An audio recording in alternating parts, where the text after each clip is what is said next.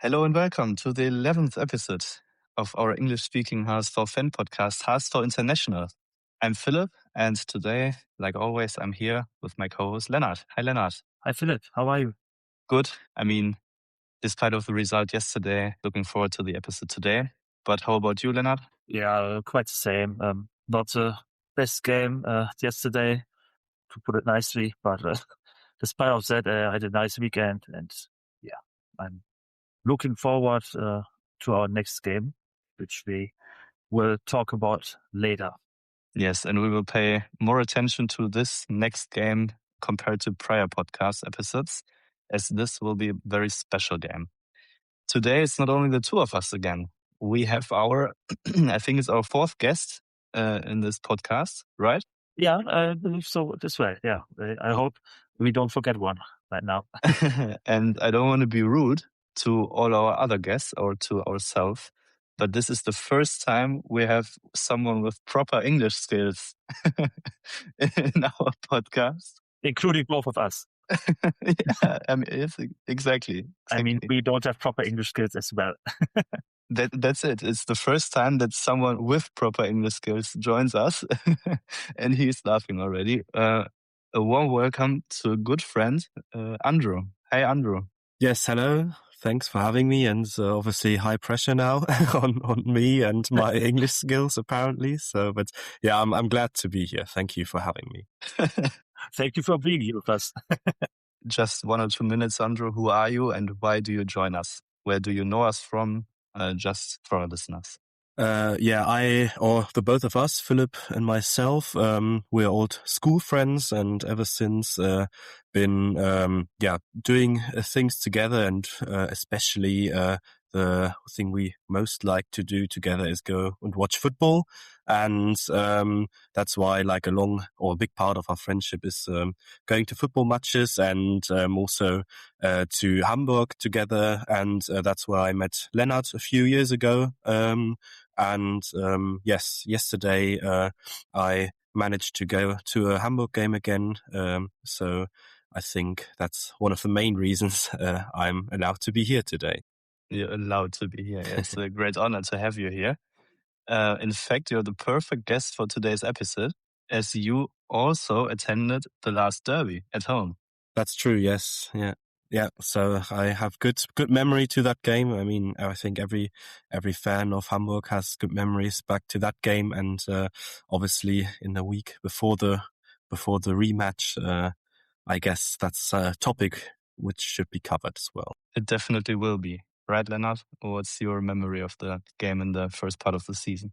Yeah, absolutely. I have mixed feelings about that, not about the game itself, but because I missed the game and I wasn't there at the stadium because I was sick the whole week and the whole month, to be more precise. So I was very sad before the game that I couldn't be there, but especially the goal from Luka was the best medicine a HSV fan could get during that time. So it definitely helped to recover.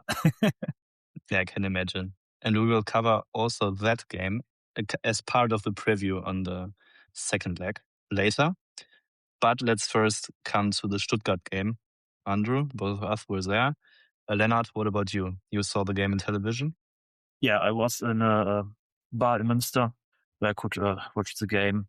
First, I watched the last 30 minutes from the game before, Köln against Bremen. And then our game against Stuttgart. There were Werder fans as well, still in the bar. I believe no Stuttgart fan. I mean, there were 2 or 3 Werder fans who were celebrating the Stuttgart goals, but I didn't saw a Stuttgart fan himself or herself. So apart from them, 10, maybe 20 HSV fans. But we couldn't celebrate anything despite the missed penalty, maybe. That's true. I mean, it was a pretty sad game in the end. Andrew, how did you experience it? Yeah, I mean, the result speaks for itself, I guess. And while watching it, to be honest, you never really had the the feeling that there would be that Hamburg could take anything away from this game today. So like Stuttgart was like in very lot of aspects very much better than Hamburg, like in the in quickness, in physicality and everything. So I think it was quite obvious that it was a hard game for Hamburg, and perhaps a lot of them were already in their head somewhere else. And you obviously notice also that important players were missing for the stability of the defense. So yeah, I think that's the impression from the game you could take away. Yeah, I think so too. And I told you in the very end of the game, when we headed back toward the station, that basically next week, almost 6 players won't play again, as we will make a lot of changes.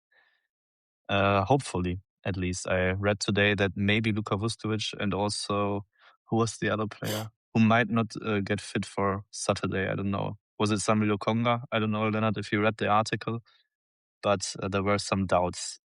Okay, I've read doubts about Samuel Lokonga as well, but 2 or 3 days ago already. I did read it about Luka Vuskovic. This is new to me, so let's hope that he can make it. Of course, Zambi as well, but in my opinion, we can replace Zambi better than we can replace Luka. So, in my opinion, it's more important that he will be back next week. I agree. And maybe this kind of article is not too bad for us, as it's maybe irritating the other club, you know? They are preparing for the game. And let's say if Merlin Polsin knows that on Wednesday that Luka will be fit, but the articles on Friday still doubt it, then it's an advantage for us. Yeah, I'm not sure about that. I think that an opponent coach will prepare for every key player who might be fit. So Werder will be preparing for Luka Vuskovic, and they might be very happy if he would be missing, but they will prepare for him as much as you can prepare for a player like him. That's true. And before jumping a bit more into detail on the Stuttgart game, I also want to point out that, at least in my opinion, we should cover the matchday experience always. So in this case, sorry, Lennart, I would again hand over to Andrew and asking him about the matchday experience in Stuttgart, because I think it was your first time in Stuttgart, right? Yes, I've once been to the other team from Stuttgart just to watch a game there, but never really actually in Stuttgart myself. And I mean, the day started not too early actually for an away day, to be honest. So because like the connection from Essen to Stuttgart isn't too bad, it was quite fast, I think, in like roughly 3 hours perhaps. You're down there, and and then after that, unfortunately, the weather wasn't too good. It was always like a bit miserable, rainy and stuff. So we just made a quick walk through the town center, I guess. Had a look at did a bit for the cultural experience. Had a look at a nice park and the Parliament of Baden-Württemberg, and then I think that's like took half an hour, and then we decided it's time to go for a beer and for some lunch. So we went to a nice cozy Wirtshaus. It's called, like a sort of a pub, but like it's typical for south of Germany, and had proper Swabian cuisine. Yes, just wanted to say, like I think we both decided for the same, which was Spätzle, Käsespätzle, like cheese, noodles. Is, I think, like every Swabian now will hit me for this, but I think that's the easiest to describe it. With some some crispy meat on it, and then after that we decided, because the weather wasn't too good, to go to another pub to watch a bit of the second Bundesliga, which was on, and so that was basically the few hours we had before the game. Quite nice. Exactly. Lennart, did you watch second division too in the pub, or just Bremen and then our game? In the pub, only the Werder game beforehand. I watched the second Bundesliga at home. But you also saw the games. Yeah, I saw the games. It's a conference. So, of course, only, I would say the highlights and the key moments of every game. So I won't be able to analyze the game from that detail. But like I said, I saw the key highlights, the key moments. Yeah, I mean, we don't need to go too much into detail here, but I mean, just one thing. I think that Schalke will be first division next season. And again, there were questionable ref decisions. Right, Lennart? Did you see it too? Absolutely. I mean, one of those decisions were already turned over today. I don't know if Really? you read it. The red card? The player who got the yellow red card, he won't be suspended for the next game. Okay. Which for me is kind of sad because he would be missing against my home club. But he will be able to play now. And to be honest, the second yellow card wasn't one, so I'm quite okay with that. In my opinion, he could have seen another yellow card before, 2 or 3 moments, but the moment he saw it, it was clearly a wrong decision. However, we're not a second division podcast. Hopefully not. Never again. Hopefully we'll never be again. Let's hope for the best. But let's return to the Stuttgart game because then Andrew, the two of us, made it in the stadium.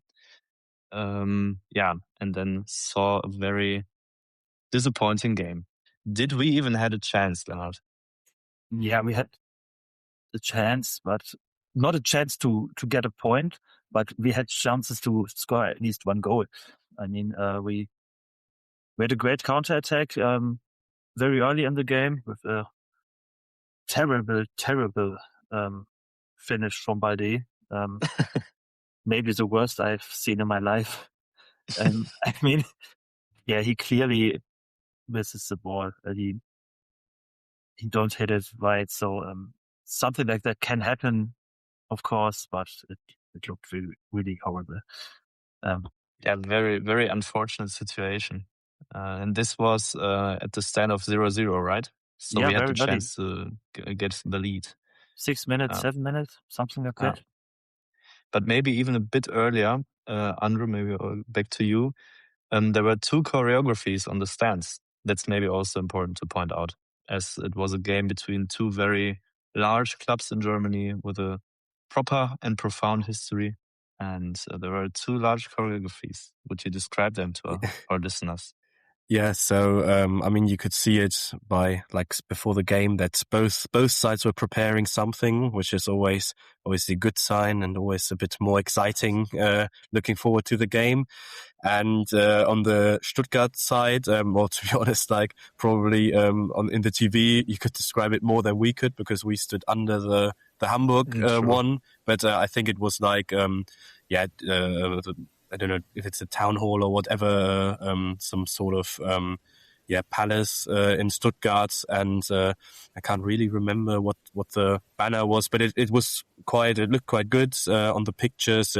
They had flags around it, I think, and small red and white flags, and so I guess it's not the best one they've ever done, but I'm always impressed by the work the people put into that, and the same goes for the Hamburg one, which we obviously also didn't see, but we had on us where we stood, there were blue papers we should hold up, and then from the top, from the seating section, there was a banner coming down, and from below there was another one coming up, and that depicted a guy with a pistol as a big German tabloid paper named the choreography the pistol choreography, and on the banner it said was it something with falling or so. I had looked it up before, but I obviously forgot it again. I think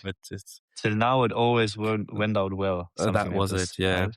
And I think it was also the big German tabloid paper that did the research on what it means, and it's from a French film from the 90s. It has to do. It's called Hate in English, and it's all to do with like 3 young people growing up in a area of violence and like gang criminality and stuff like that.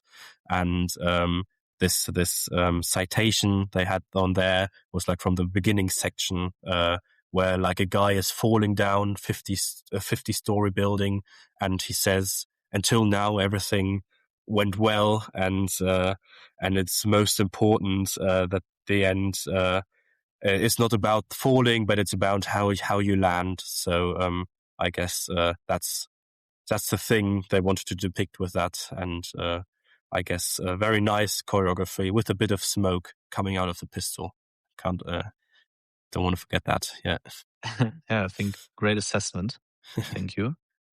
And maybe now turning back to the game, you will be, Andrew, later also responsible for describing a bit what happened in Cologne, also again on the stands. Yeah. Because now, before the Nordderby next week in Bremen, also Werder Bremen supporters, showed how relevant this game will be for them as well.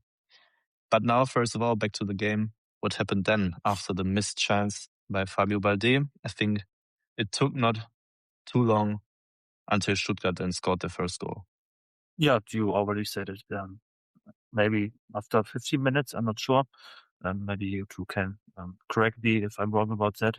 But it was quite early that Stiller scored the first goal.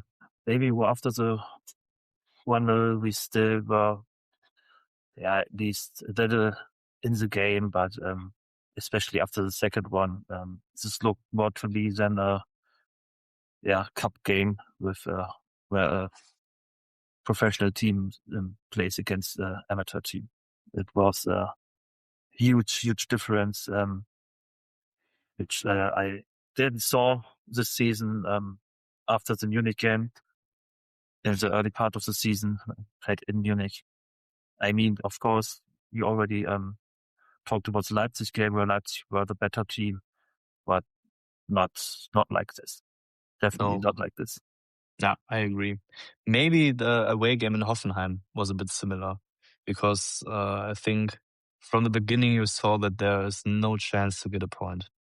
And I mean, Andre, you described it as well in the very beginning. Also in terms of physicality, I mean, they won nearly every duel. At least it seemed like it. And they won every header, aerial duel. I mean, you saw that Luka wasn't there. Who's always the one guy winning all the aerials. But this time, Torunariga and Omari. I mean, Omari, we have to discuss Omari. Lennart, what do you think about him? I mean, Andre, you know my opinion on him from yesterday. I do know it, yeah. Yeah, I mentioned him too often. How did you perceive Mohamed Omari yesterday, Lennart? I don't want to use the word horrible or terrible too often today, but I'm quite at loss which other word I should use right now. It was definitely one of the worst performances I saw from him, probably the worst one so far. He isn't the same player he was before he got injured. Yeah, exactly. He has his problems in the second part now of the season. I mean, Stuttgart was the worst game, but he had his problems in Dortmund as well. Maybe it's right now the best to put him out from the starting 11 right now.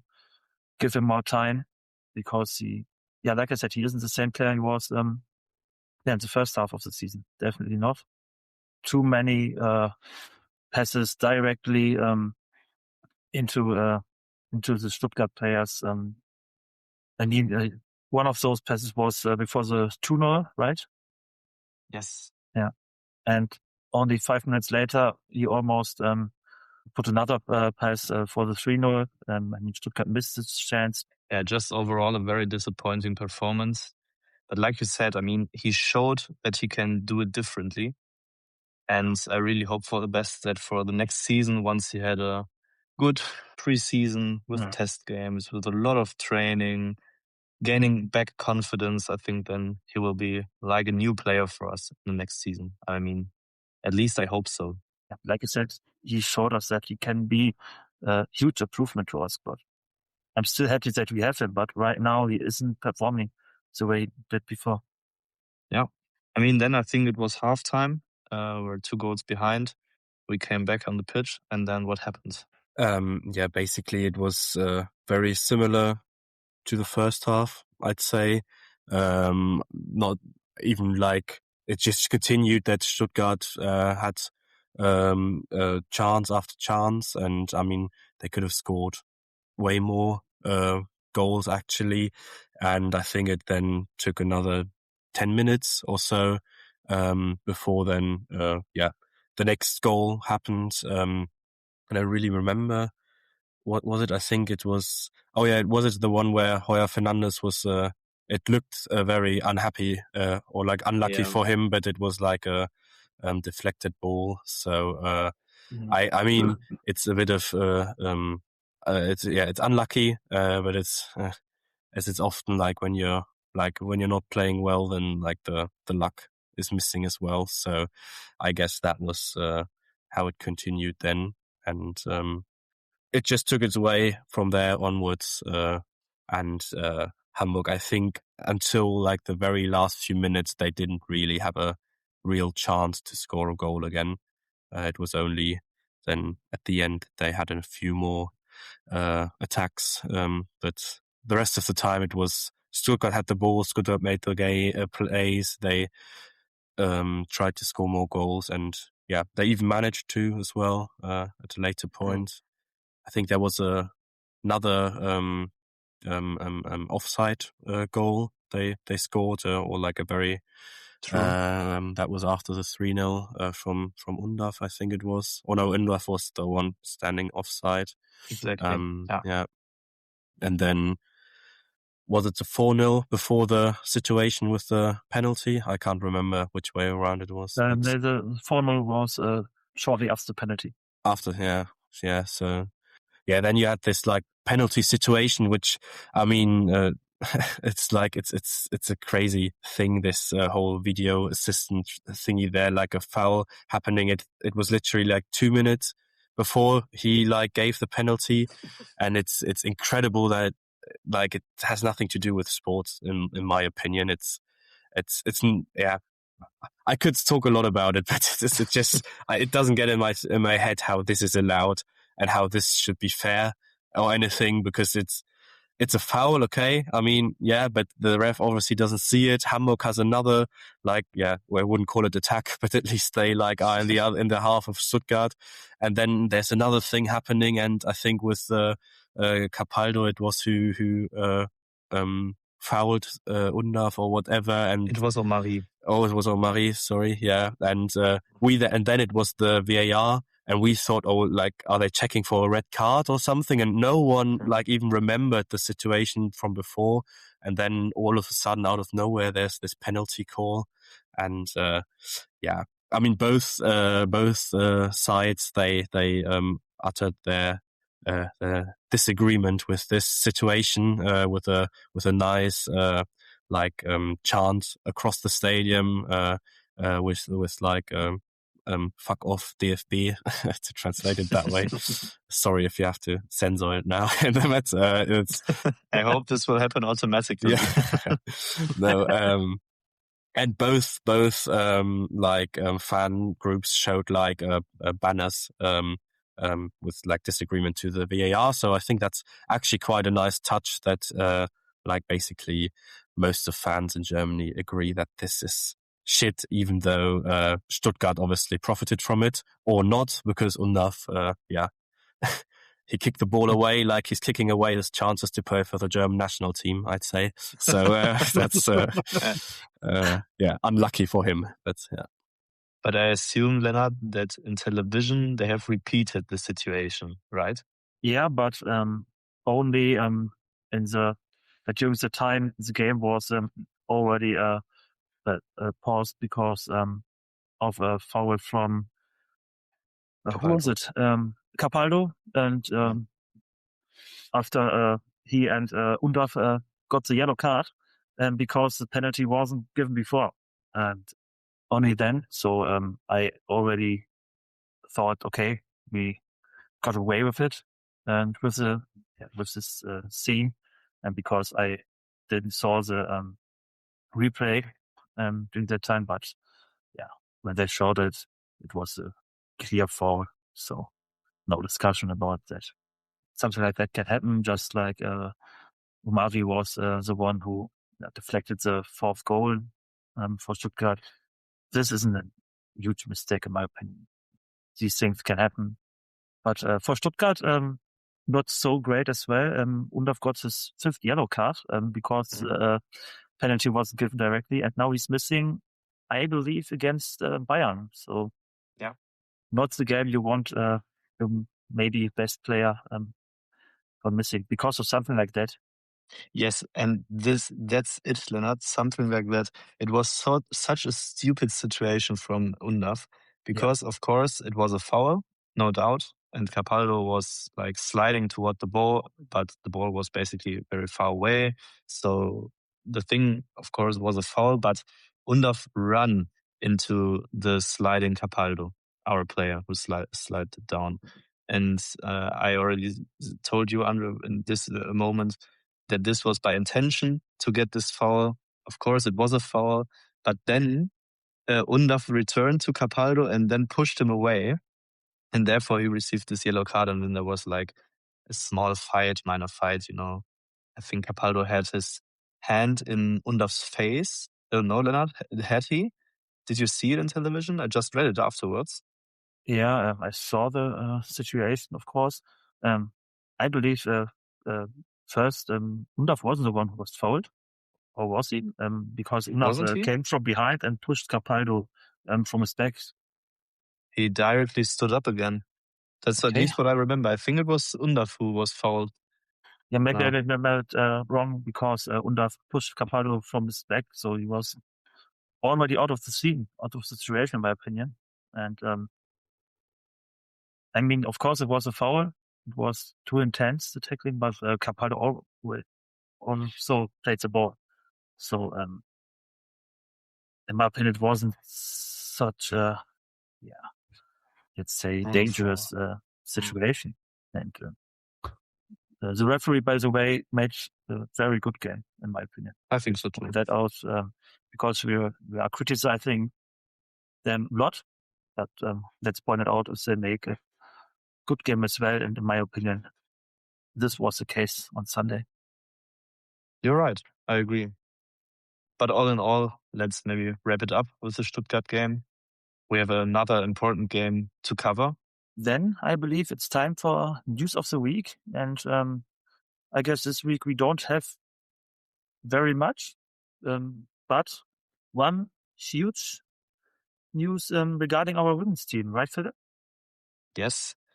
Like also in the past episodes, always a important part of our episodes. I think the league paused now is pausing now for 2 weeks. They played the last game against, was it Frankfurt or was it No, it was Leverkusen? against Leverkusen exactly 2 weeks ago when they played during our podcast episode. True. And 2 weeks before they play their next game against Nuremberg, they announced something big. Yeah, they replaced the coach.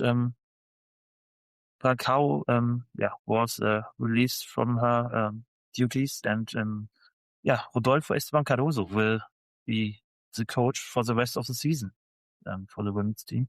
Huge surprise for me. For you as well, I believe? Absolutely. Did not expect that to happen. I read some articles also about that, and also the statement of our sports director or director of finance, Erik Hoover, who's currently also taking part these duties, as we currently don't have a sports director.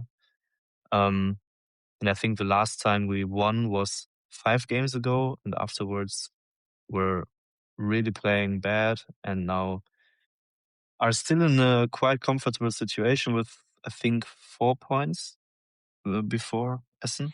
Right? 3 points and 6 goals, which 6 goals isn't so much in this league. So. Okay. Mm-hmm. Yeah. I mean, what do you think about it, Lennart? Well, I'm too far away to judge the decision itself. What I don't understand is the time.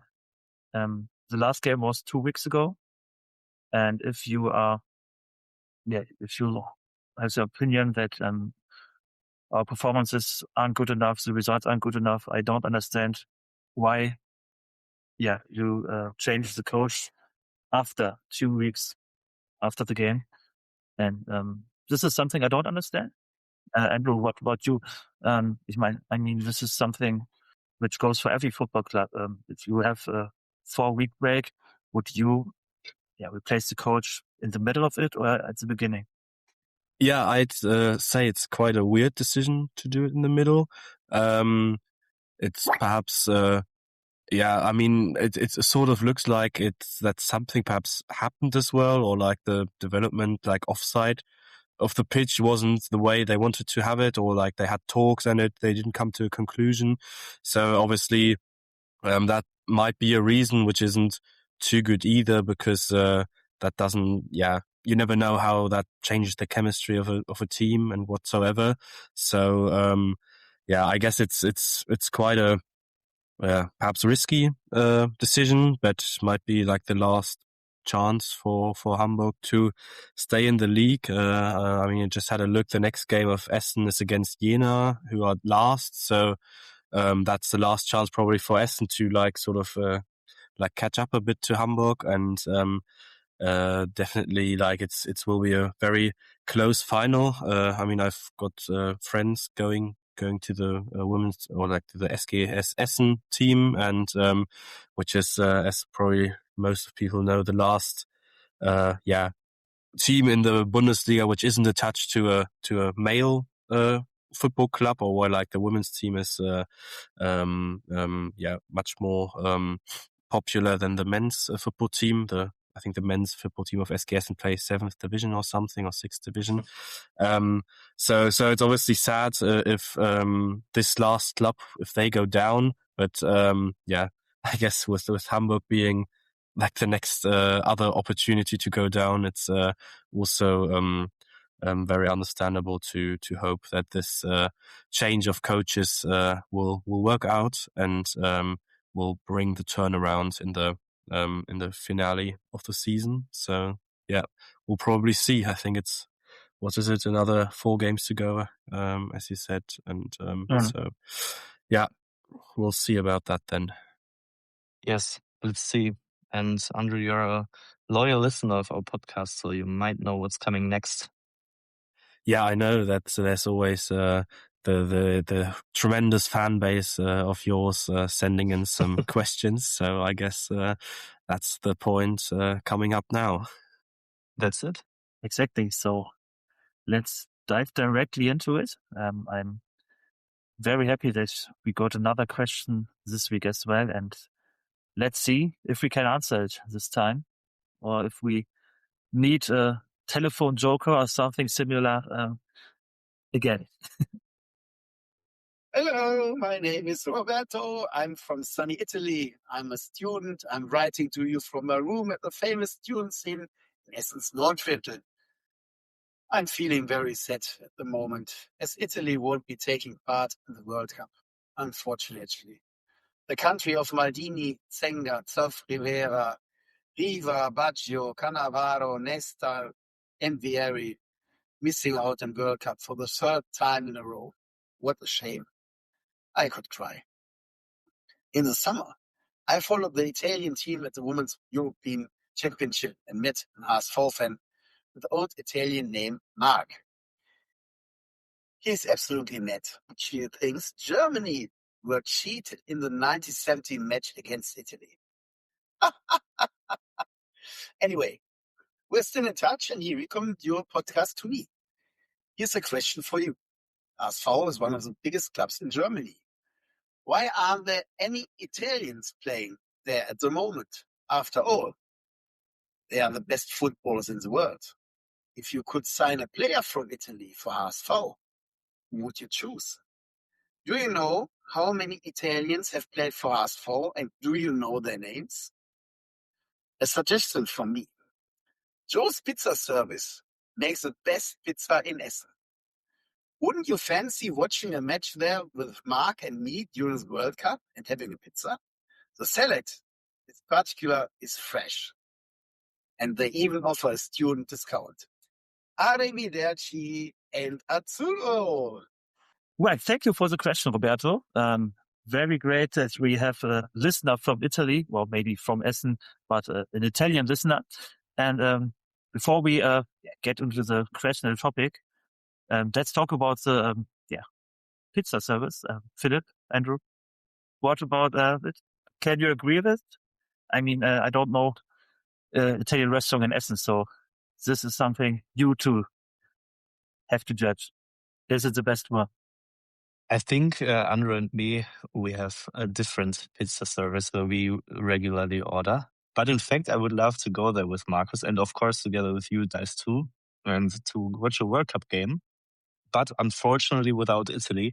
And I really share the feelings because Lennart, like we discussed, I think last episode, it's very, very sad that Italy is not part of the next World Cup.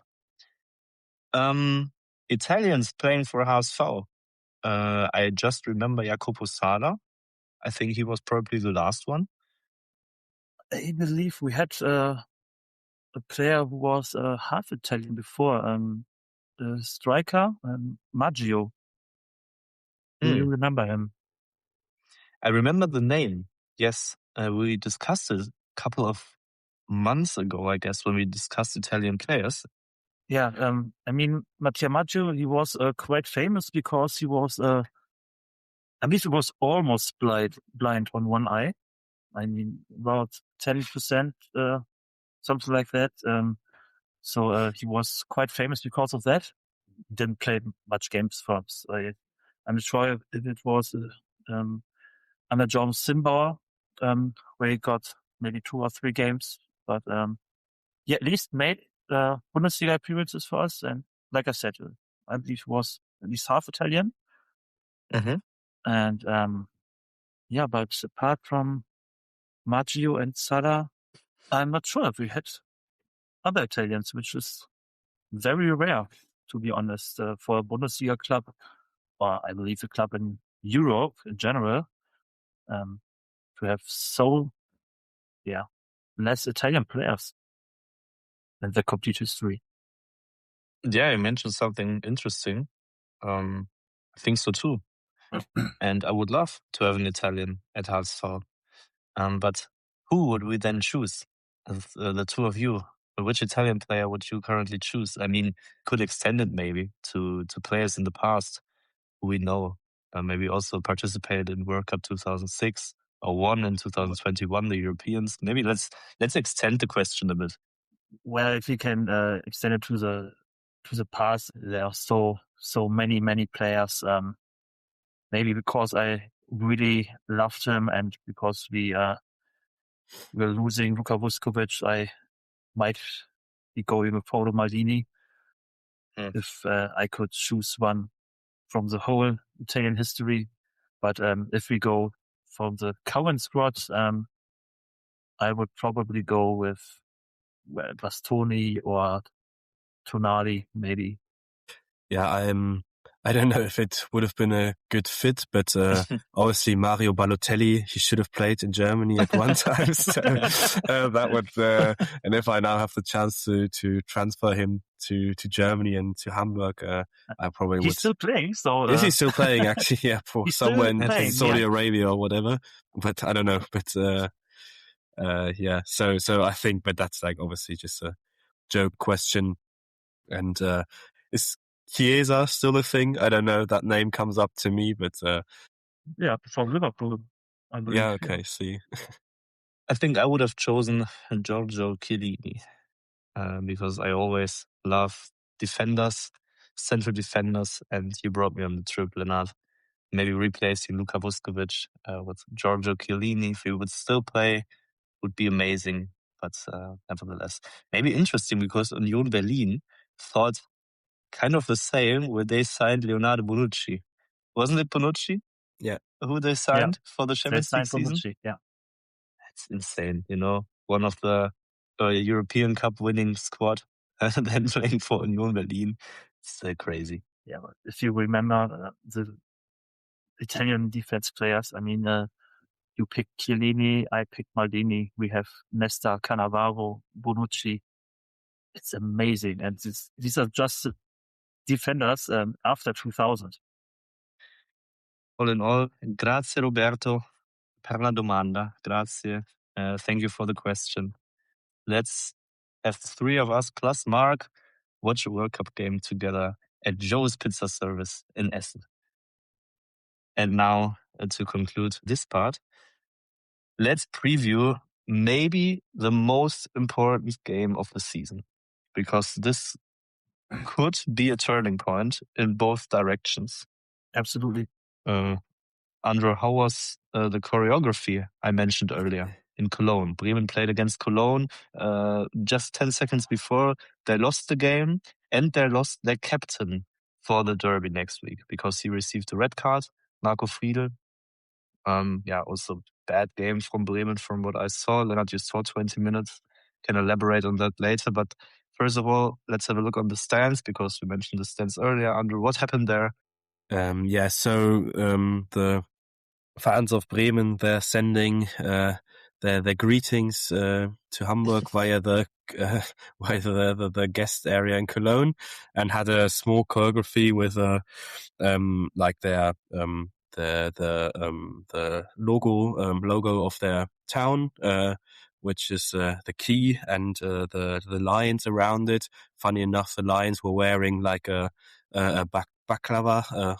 Is it called like a mask over their face in green and white? And they had a saying there where it says, "We're getting all of you," and with the HSV logo crossed out. So I guess that's they're already setting the tone for the game next week. And it's all it's part of the game, I guess, and them sending some greetings. And Stuttgart, the last few minutes were dedicated with songs against Bremen as well. So I guess both fan groups are preparing. And just quickly, slightly off topic, but it fits as well. And at the Cologne game, the Cologne side had a big choreographer as well, because one of the leaders of the ultra group there died in a very young age. He's actually just between the both of us, between Philipp and me, and he died because of a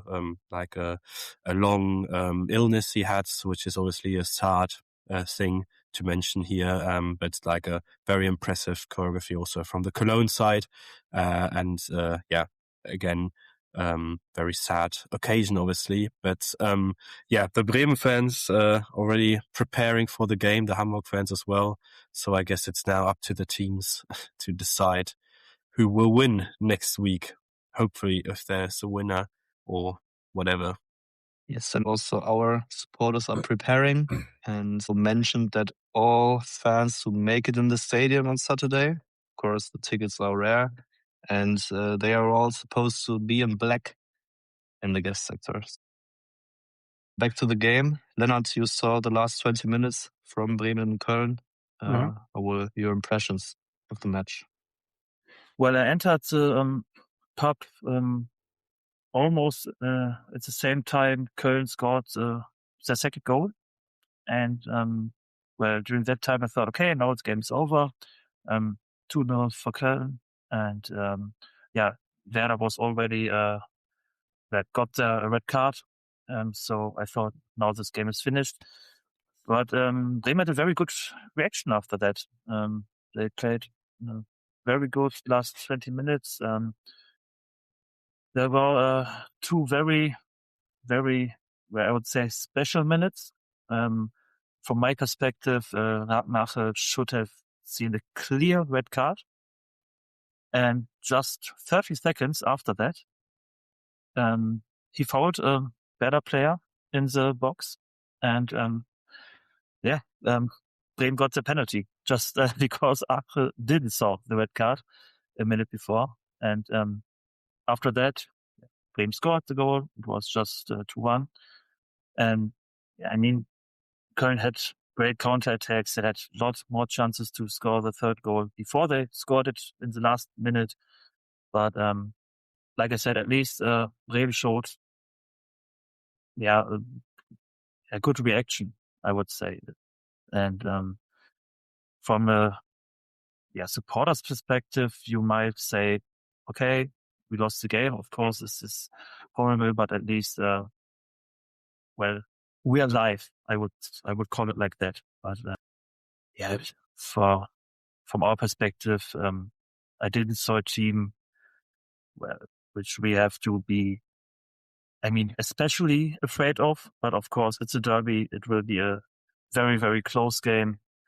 I believe two teams which are probably on the same level right now. Let's hope that we will be the number one in the North, because if we would win it, I believe we will be the best North team at the end of the season. I think so too. And we could make huge steps towards saving the league. We are now at the moment 3 points before Bremen, and they could catch up with us. We would still be possibly in lead in terms of goals and the goal difference. But nevertheless, of course, Bremen would then catch up. And you never know when what happens afterwards. Like I spoke of the turning point that such a derby could create. And our program for the rest of the season is tough. Werder Bremen's program is not as tough as ours, at least in terms of placements of the opponent's teams, table standings. Let's see. Yeah, but I wouldn't say that Bremen's last games are easier than ours. They after the derby next week, they play in Stuttgart. They play against Augsburg, in Hoffenheim, and against Dortmund. And at least we have, apart from Leverkusen, I would say, games where we are playing a team which are, let's say, at least not constantly strong in their performances. Mm-hmm. And like I said, they play in Stuttgart, they play against Dortmund, Hoffenheim away, Augsburg are playing a very, very good second half of the season. Then I need to take it back, of course. Then they have a quite tough rest program of the season. Yeah, and maybe to point something out as well, on Friday, we have the match Köln against St. Pauli. So we already know what our directly concurrent, this case St. Pauli, have been done at the weekend, and which could be put immense pressure on us, but also maybe gets us a huge opportunity, because we could get, if it goes perfectly, 9 points ahead of St. Pauli, when only 12 points are still to get, or we could have only 3 points ahead of them if everything goes wrong. So next week will be a huge, huge weekend for us. Yes. Fortunately, we have some players back. Just to mention some of them, we were discussing earlier, Vuskovic and Samilo Konga, but also Capaldo will, very probably return to the starting 11. Also Miro Muheim and Dompe will be back too. So this should increase our chances to secure at least 1 point there. Andrew, I mentioned that you were part of the first game of the season in December when we played against Bremen. Maybe just to highlight what makes this game so special for us. How was your impression in the stadium in December? What happened there? Bring the perspective to our listeners as the native English speaker. You were probably more able to do so compared to Lennart and myself. It was the first Nordderby since 2018, I think it was. There were a few in between, a couple, but in the second division and under COVID regulations, I think it was. So in December was the first proper Nordderby for quite a few years, and it was very intense. You could feel it in the stadium in the days before, I guess, as well, how important this game is. And I think it was whole of football Germany was looking at this game and also enjoying this game while watching it, because it was a really good game, obviously, from perspective of Hamburg. But I guess it's like from the stands. You have to say that like both fan groups, they did a very good job there. I remember both had choreographies or small ones. Both had more than enough pyros and stuff going on. If you were to like it, then it was quite a good game to observe. And then like during the game, I mean, I think it was Bremen to score first, if I'm not mistaken, even though Hamburg was clearly better also to from a neutral perspective, if you were to take it. And then I do remember, I think, like the equalizer, and obviously then Vuskovic with I don't know, is it the goal of the season? No, if you were to judge, but that was a crazy goal and a huge eruption of emotions in the stands. That was a very special moment. And then Paulsen, I think it was, who made the final goal for Hamburg. Also in front of the Nordtribüne, and so I mean this is like why you go to a stadium, why you watch football. These are the special games you're waiting for, and now obviously the game in Bremen with reversed roles, perhaps, with now Bremen having more people in the stands cheering for them, but like Hamburg definitely doesn't have to hide in terms of like away support. You saw that in Stuttgart, like with being 4-0 down, and I guess I'm very jealous about every person being able to go there, and I think two people in this call of three, they have the chance. So I hope you will have a good game on Saturday. It is, and we'll obviously hope that Hamburg will come out on top, and which obviously means, as you mentioned, that most likely they won't have anything to do with the relegation battle the rest of the season. Thank you so much. Very, very well summarized. I think you very well transported the emotions and importance of the match to our listeners abroad. Like you said, Lennart and me, we will have the possibility to attend. What do you think, Lennart? How will the game end? Let's say we will win a very, very intense game 2-1. And our goal scorers will be Königsdörfer and Vieira. I go with a 1-0, and our goal scorer will be Luka Vuskovic. I think it will be a equal game. So I will go with a 0-0, which is, I think, the most most likely result for a derby. So I'll take the obvious pick here, but I would wish for Hamburg to win it. Where will you see the match, Andrew, on Saturday? I might meet up with a friend of mine and go to a pub here in Essen to watch the game, and then hopefully we'll wave you guys in the away sector. Perhaps I'll spot you. Maybe you can watch the game. It's the Italian pizza service. Yeah. So maybe Roberto can contact us again if you want to watch the game with you. Great, guys. Andrew, it was an honor to have you in the podcast. Thank you so much for joining us. It was a pleasure to be in Stuttgart with you yesterday, to have you here today. Thank you. Yeah, thank you for having me. I really enjoyed it. It was a lot of fun, like recording this episode with you. And keep up the good work. Good luck for the rest of the season, and have fun on Saturday.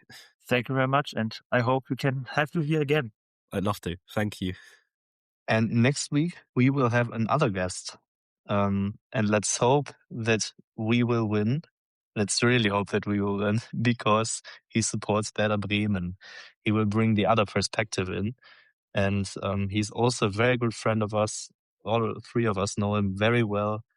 He's a great guy, despite of the fact that he supports Werder Bremen.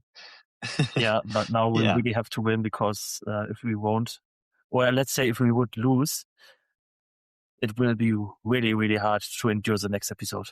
That's true. Yeah. That's true. And with that being said, thank you for listening. Thank you for joining us to our 11th episode, and I hope you will hear us next week. Till then, thanks again, and bye-bye. Bye. Bye.